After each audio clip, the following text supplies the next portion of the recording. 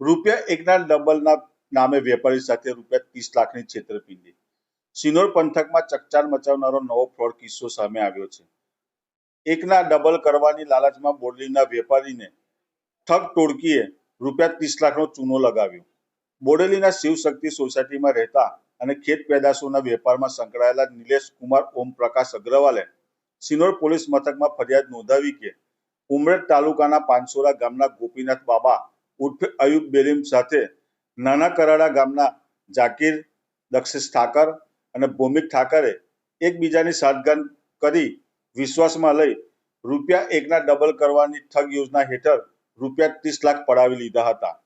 ફરિયાદ બાદ પોલીસ તાત્કાલિક હરકતમાં આવી ગોપીનાથ બાબા, જાકીર અને દક્ષેશ ઠાકરની અટકાયત કરવામાં આવી છે, જ્યારે ભૌમિક ઠાકર હજી ફરાર છે અને તેની શોધખોળ માટે કાયદેસરની કાર્યવાહી શરૂ કરવામાં આવી છે. આ આખી ઘટનાએ સિનોર પંથકમાં ભારે ચકચાર મચાવી છે.